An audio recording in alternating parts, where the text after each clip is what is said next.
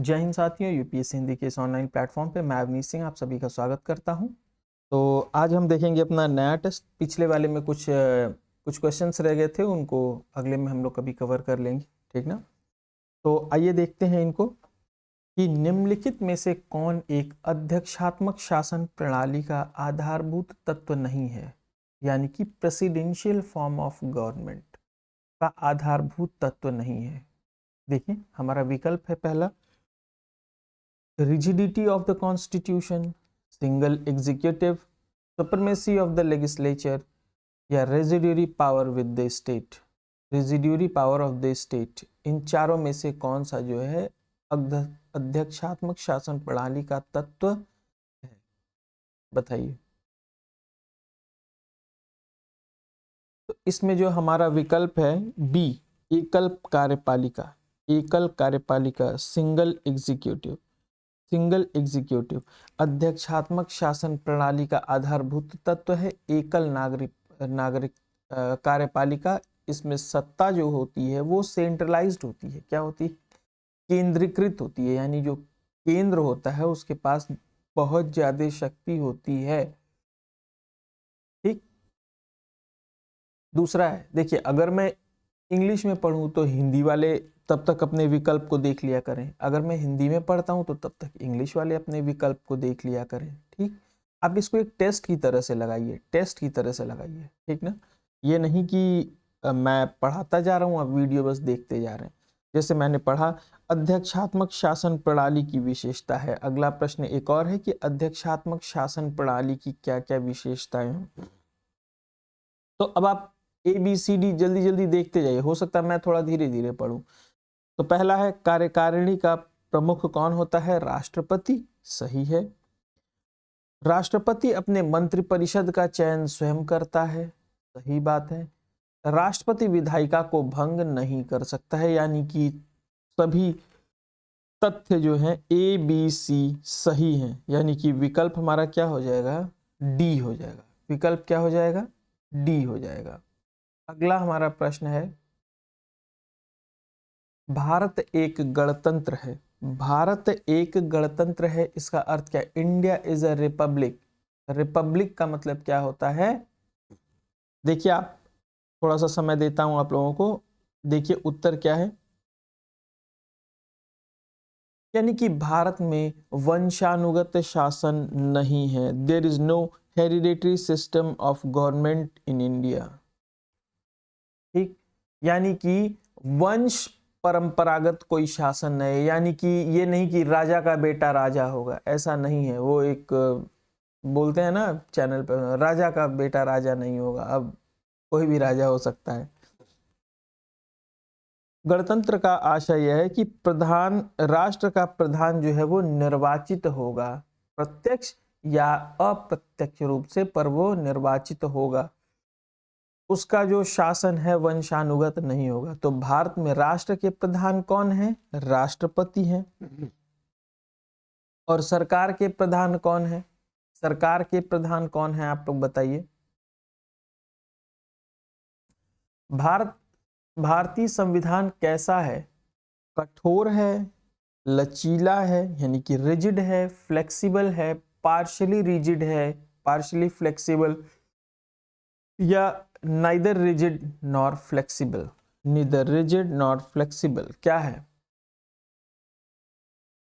Partially rigid और partially flexible, क्योंकि इसमें जो कुछ प्रोविजंस हैं वो सिंपल मेजॉरिटी से किए जा सकते हैं, कुछ जो है वो स्पेशल मेजॉरिटी से किए जा सकते हैं, और कुछ में स्टेट्स की भी जो है क्या होती है, हामी जरूरी होती है, क्लियर। तो इसलिए कुछ बहुत आसानी से हो जाते हैं, कुछ बहुत मुश्किल काम है, कुछ को अमेंड करना मुश्किल काम है, और कुछ तो अमेंड किए ही नहीं जा सकते जो बेसिक स्ट्रक्चर के पार्ट हैं। तो इसलिए कह रहा है ये पार्शली जो है क्या है, ये रिजिड है और पार्शली फ्लेक्सिबल है। पार्टली लिख दिया है, स्पेलिंग एरर है यहाँ पे, करेक्ट, गॉट इट। आगे चलें, भारत के संविधान का संघीय लक्षण नहीं है, इसमें से कौन सा जो है वो संघीय फेडरल फीचर नहीं है, संघीय लक्षण यानी कि फेडरल फीचर नहीं है। Division of power between the centre and the state, यह है। फुली रिटन कॉन्स्टिट्यूशन, ये भी है। सिंगल सिटीजनशिप, सिंगल सिटीजनशिप कहीं ना कहीं क्या है, ये झुकाव लाता है किसके तरफ, केंद्रीकृत के तरफ जो है, यूनिटरी की तरफ, और इसलिए ये फेडरल फीचर नहीं है सिंगल सिटीजनशिप। क्लियर। और इंडिपेंडेंस ऑफ जुडिशरी ये है, तो यानी कि विकल्प क्या हो जाएगा हमारा सी। अब देखिए आपका काम क्या है, आपका काम क्या है कि अब यहाँ पे लिख दिया ना कि फेडरल फीचर नहीं है, तो जो फेडरल फीचर हैं और जो यूनिटरी फीचर हैं आप इनका लिस्ट बना करके तैयार कर लें, यानी कि ये यूपी का पेट टॉपिक है। आप लोग जाते हैं ना टीचर से पूछने कि सर थोड़ा इंपॉर्टेंट टिक लगा देते तो हम पास हो जाते, सर थोड़ा इंपॉर्टेंट टिक लगा दीजिए हमारी बुक में, वो भैया बोले हैं हम इंपॉर्टेंट टिक लगा देंगे, या फिर आप हमेशा दर दर भटकते रहते हैं टीचर्स की खोज में जो आपको इंपॉर्टेंट बता दे, इंपॉर्टेंट टिक लगा दे आपका। यही है, यहीं से जानते हैं लोग इंपॉर्टेंट कि नॉट अ फेडरल फीचर, यानी कि अब फेडरल बुक में जाइए, फेडरल फीचर ढूंढिए और पूरा फेडरल फीचर की लिस्ट बना लीजिए, यूनिटरी फीचर की लिस्ट बना लीजिए। ठीक, यहाँ पे लिखा था प्रेसिडेंशियल गवर्नमेंट, तो प्रेसिडेंशियल और पार्लियामेंट्री गवर्नमेंट के अलग अलग फीचर्स की लिस्ट बना करके आप तैयार करिए। धीरे धीरे रोज ऐसे नोट्स बनाते रहेंगे, उसको पढ़ते रहिए, नोट्स बना करके उसको पढ़ते रहिए। लास्ट में जब एग्जाम के लिए 20-25 दिन 1 महीना रह जाएगा तो रट्टा मार जाइएगा उसको, तब तक जितनी बार पढ़ सकते हैं पढ़िए उसको। क्लियर। ऐसे ही पता चलता है इंपॉर्टेंट। ठीक, यहाँ पे देखिए दिया भी है कि संघात्मक लक्षण में क्या क्या है, एकात्मक लक्षण क्या क्या है। यहां से भी आप नोट बना सकते हैं, यहां से भी आप नोट बना सकते हैं। भारत की संसदीय शासन प्रणाली ब्रिटेन की संसदीय शासन प्रणाली से कैसे भिन्न है, या कह सकते हैं कि में अंतर का क्या क्या अंतर है। तो सामूहिक उत्तरदायित्व, न्यायिक समीक्षा, द्विसदनात्मक व्यवस्थापिका और वास्तविक और नाम मात्र की कार्यपालिका। न्यायिक समीक्षा है क्या ब्रिटेन में, जुडिशियल रिव्यू। कहां से लिया गया है जुडिशियल रिव्यू, कहां से लिया गया है जुडिशियल रिव्यू, यूएसए से लिया गया है ना जुडिशियल रिव्यू। ब्रिटेन में जुडिशियल रिव्यू कहाँ है, न्यायिक समीक्षा कहाँ है, पिछले लेक्चर में मैं बता चुका हूं। इसी तरह से आपको जो है छांटबीन करके अपने पीवाईक्यू का इस्तेमाल करके करना होता है। अब सीधे थोड़ी ना आएगा, सीधे नहीं आएगा प्रश्न। अभी मैंने बताया था कि न्यायिक समीक्षा कहाँ से ली गई है, तो यूएसए से एक प्रश्न था। अब यहाँ पे आप कर लिए कि न्यायिक समीक्षा जो है ब्रिटेन की संसदात्मक, अगर ब्रिटेन पे रहता, ब्रिटेन के पास रहता तो वहीं से डायरेक्ट लिया गया होता ना, ज्यादा प्रोबेबिलिटी है। यूएसए से क्यों लिया गया होता। न्यायिक समीक्षा पता है क्या है, यानी कि कोर्ट जो है उसकी समीक्षा किसी इनके कानून की कर सकती है। ठीक, भारत के संविधान के अनुच्छेद 300 के अनुसार, 300 के अनुसार आर्टिकल 300 में यानी क्या दिया हुआ, पूरा नाम क्या है, क्या है बताइए। The union government, the union of India, क्या है, इंडिया दैट इज भारत, यहां से शुरू होता है, और the union of India article 300 में लिखा हुआ है, द यूनियन ऑफ इंडिया। और एक और प्रश्न पूछता है कि इंडिया दैट इज भारत या भारत दैट इज इंडिया, क्या लिखा हुआ है। Clear. The union of India, भारतीय संघ। भारतीय संविधान के वृहद होने का कारण क्या, इतना बड़ा होने का कारण क्या है भारतीय संविधान के, बताइए। इनमें अनेक संविधान के अनुभव समाविष्ट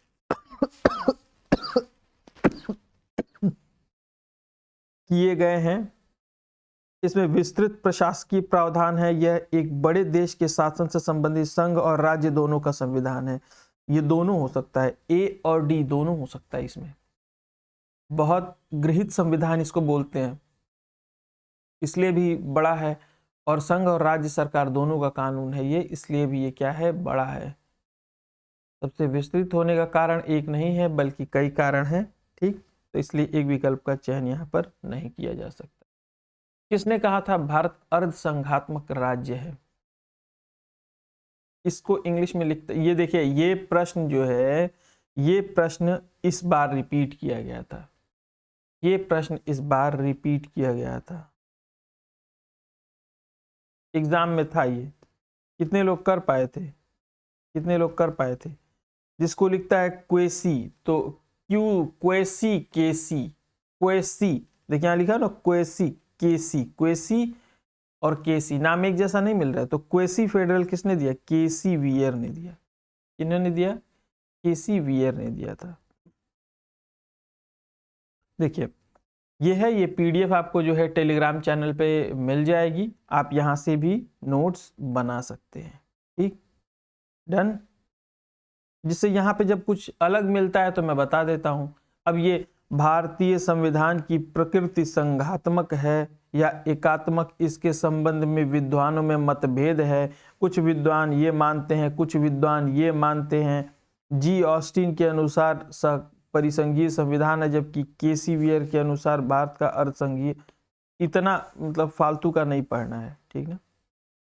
तो आप लोगों को मैं कीवर्ड्स, हाँ इसमें से कुछ नया मिलता है तो मैं जरूर जरूर बता देता हूँ। जैसे देखिए यहाँ पे सहकारी जो है, सहकारी संघवाद किसने कहा था? जी ऑस्टिन, ग्रीनवेल ऑस्टिन। ये पढ़ा चुका हूँ, ये बता चुका हूँ आप लोगों को। भारतीय संविधान के विषय में निम्नलिखित कथन, मैं वहीं पे डिस्क्रिप्शन नहीं पढ़ता हूँ, यहाँ पे लगता है कि कुछ ज्यादा और इन्फॉर्मेशन इसमें है नहीं। ठीक, भारतीय संविधान अधिक कठोर और अधिक लचीले के मध्य अच्छा संतुलन स्थापित करता है। यह बात किसने कही थी? यह बात किसने कही थी बताइए? अधिक कठोर और अधिक लचीले के मध्य एक अच्छा संतुलन स्थापित करता है, किसने कही थी? ये शायद केसी वियर ने कही थी। हम लोग देख लेते हैं आंसर अभी। ये बात शायद केसी वियर, बी आर अम्बेडकर ने तो नहीं कही थी। वो तंग ढांचे में ढाला गया, वो तंग शब्द का इस्तेमाल उन्होंने किया था, बी आर अम्बेडकर ने। इसलिए जहां तक लग रहा है मुझे केसी वियर ही होगा इसका आंसर। केसी वियर का ये कथन किसका है? केसी वियर का है। विकल्प आपका क्या हो जाएगा? डी हो जाएगा। ठीक, मैं देख देख के आपको उत्तर इसलिए नहीं बताता हूं कि मैं जब खुद ही देख देख के बताऊंगा तो मैं आपको कैसे इसके लिए फोर्स कर पाऊंगा या कह पाऊंगा या रिक्वेस्ट कर पाऊंगा कि आप जो है इस प्रश्न को खुद से हल करने का प्रयास कीजिए। नहीं कर पाऊंगा ना, तो इसलिए खुद भी उदाहरण के तौर पे मैं आपके सामने पेश करता हूँ खुद को। गलत होता है मेरा भी, ठीक है यार, मैं मुझसे भी गलत होगा, गलत हो सकता है उत्तर, मेरे से भी गलत होगा। कोई हम भगवान थोड़ी नहीं है ना, हम भगवान नहीं है ना कि मतलब प्रश्न मेरे सामने आ जाएगा तो गलत नहीं होगा। गलत होगा तो उसको एज अ स्टूडेंट आप उसको भी सुधारिएगा और हम भी सुधारेंगे। ठीक है, अगर हमसे गलत हो गया तो कई लोगों से गलत हुआ होगा, तो यानी कि वो गलत होने की प्रोबेबिलिटी उसकी ज्यादा है। तो जब एक बार गलत होकर के फिर सही होता है ना, तो फिर वो दोबारा जीवन में कभी गलत होने के चांसेस उसके कम हो जाते हैं। ठीक, निम्नलिखित में से किस दशक में भारत की संसदात्मक व्यवस्था केंद्रीयता से संघवाद की ओर खिसकी? भारत की संसदात्मक कब से जो है संघवाद की ओर खिसकी?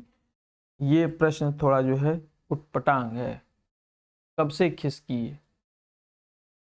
आइए देखते हैं इसका विकल्प क्या है। 1960, 70 कब से खिसकी? तो विकल्प में दिया है विकल्प नंबर बी 1970।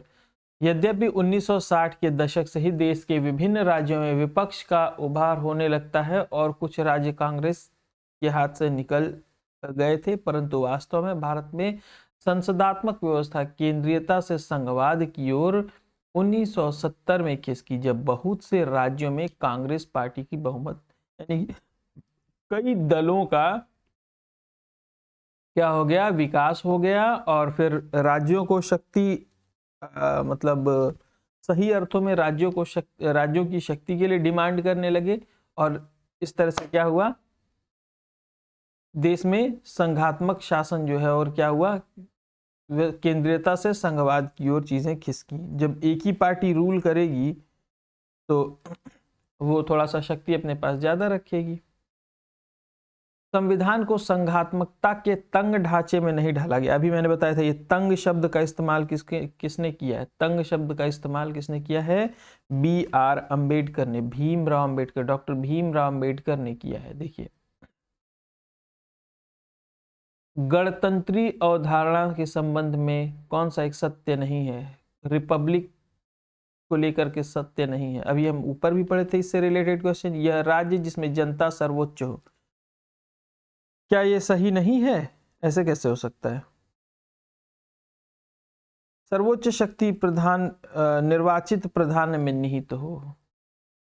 ठीक है, सर्वोच्च शक्ति एक राजा के समान एक ही व्यक्ति में निहित हो, तो फिर रिपब्लिक कैसे होगा? वो कैसे? गणतंत्र, गण का तंत्र यानी कि जन का तंत्र कैसे होगा जब राजा में ही, एक व्यक्ति में ही सारी चीजें निहित होंगी? तो क्या हो जाएगा? विकल्प हमारा सी हो जाएगा। का विकल्प क्या हो जाएगा? सी। आप लोगों ने गेस किया था, ये हम लोग पढ़े थे जब। क्लियर?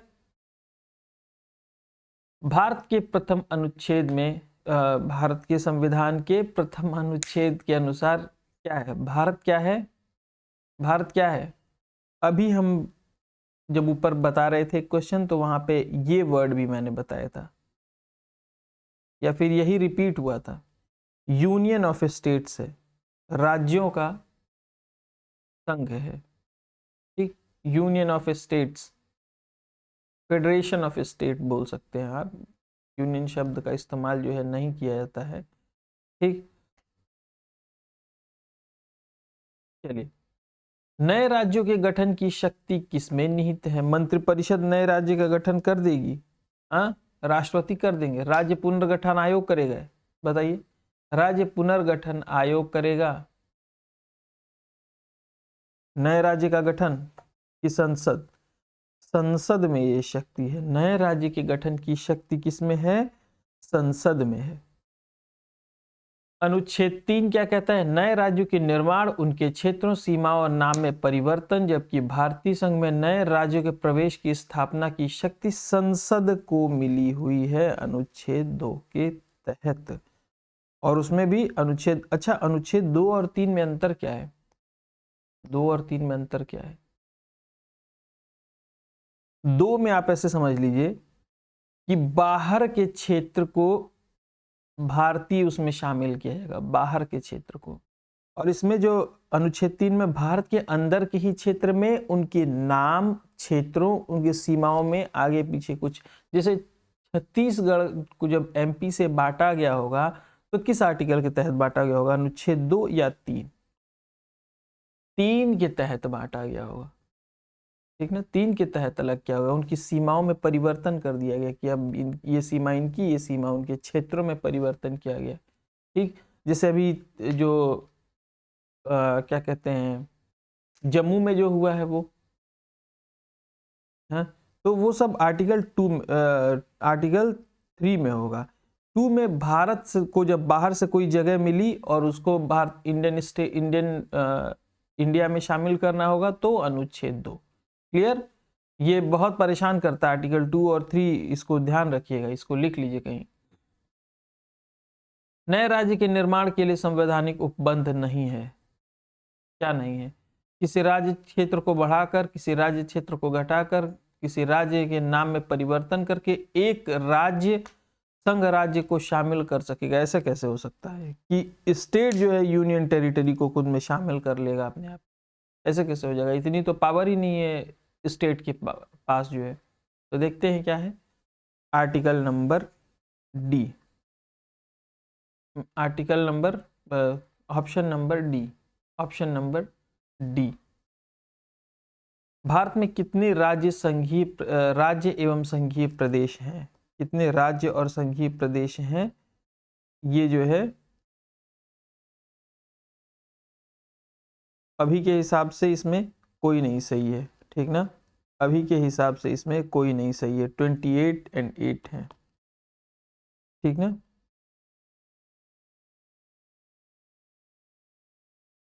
क्लियर?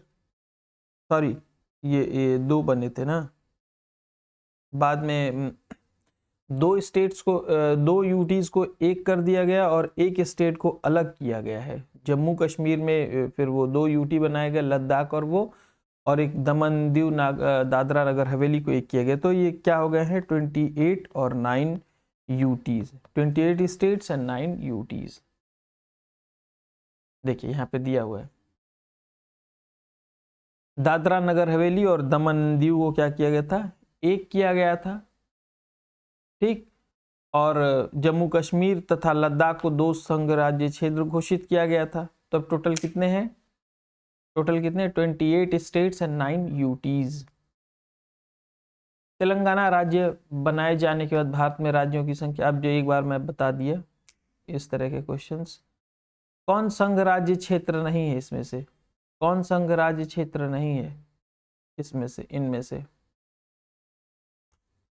बताइए। गोवा स्टेट नहीं है, गोवा स्टेट नहीं है।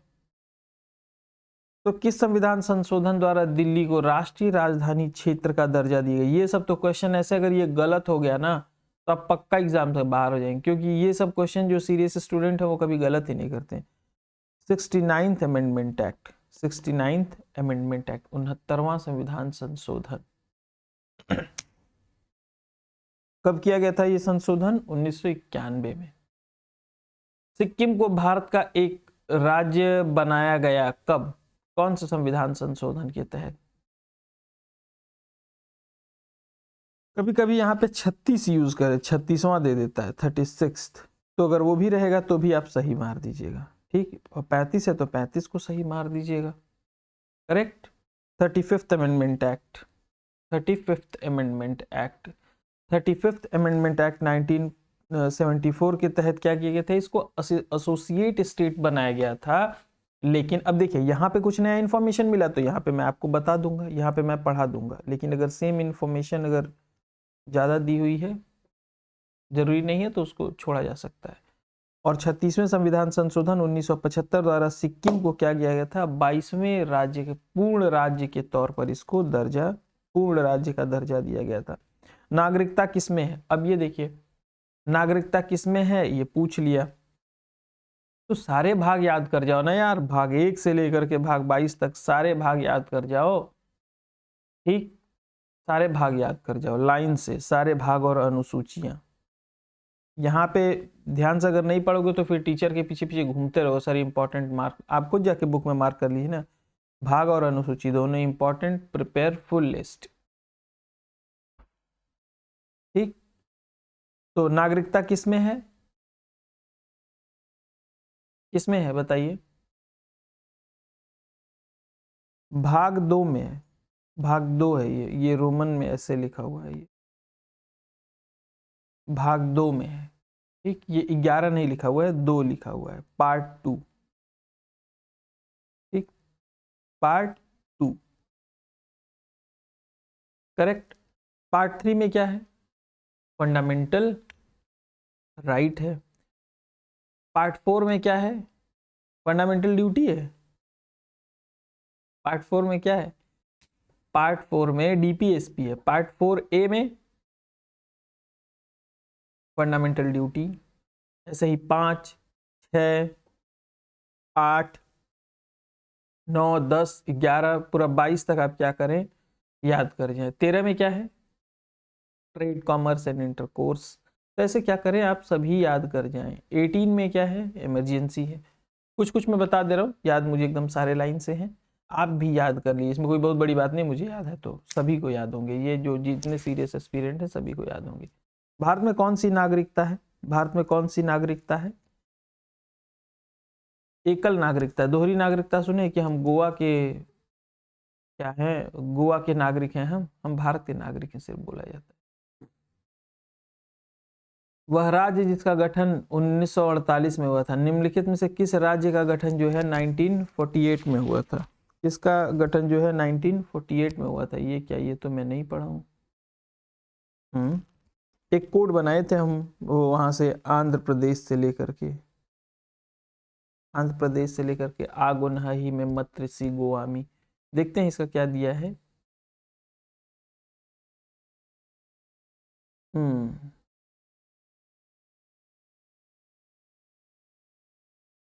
चलिए छोड़िए इस क्वेश्चन को, ये थोड़ा सा कंफ्यूजिंग है।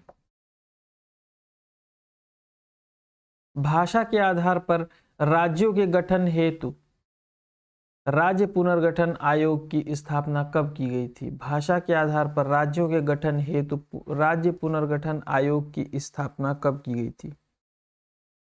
राज्य पुनर्गठन आयोग की स्थापना कब की गई थी, बताइए।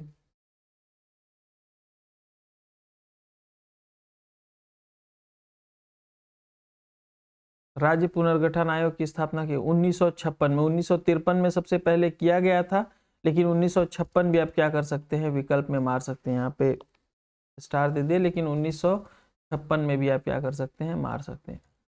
भाषा के आधार पर पहला राज्य कौन बना था? पहला राज्य कौन बना था? 1953 में बना था। कौन? 1953 में आंध्र प्रदेश बना था।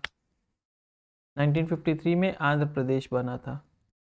ठीक, देखिए यहाँ पे राज्य पुनर्गठन अधिनियम 1956, राज्य पुनर्गठन जो है 1956 में किया गया था, लेकिन आंध्र प्रदेश का किस में किया गया था? 1953 में ही हुआ था। ठीक, ये तो काफी छोटा छोटा हो गया, रुकिए इसको बढ़ाओ। नागरिकता संशोधन अधिनियम 2015 के अंतर्गत निम्नलिखित में से कौन भारतीय कार्ड धारक नागरिक के रूप में पंजीकृत होने के लिए आहर नहीं है, मतलब वो नहीं हो सकता है? तो एक इसका बस ट्रिक जान जाइए कि जो भी पाकिस्तान से आएगा, बांग्लादेश से आएगा, या फिर जहां जहां मना किया गया वहां से आएगा अगर, तो वो नहीं होगा। इसका ट्रिक जान जाइए। तो इसमें देखिए कहाँ पे दिया हुआ है पाकिस्तान से आने वाला, देखिए सी में, जो भारतीय विभाजन के उपरांत पाकिस्तान प्रवासी हो गए थे, अगर वो आते हैं वापस जो है, तो वो क्या होंगे, उनको नहीं दिया जाएगा, वो आहरत नहीं है, उसके लिए नॉट एलिजिबल नहीं है। सी जगह देखते हैं हम लोग, हाँ ये रहा सी। ठीक, ये रहा सी। इन शर्तों को आप लोग कॉपी पे नोट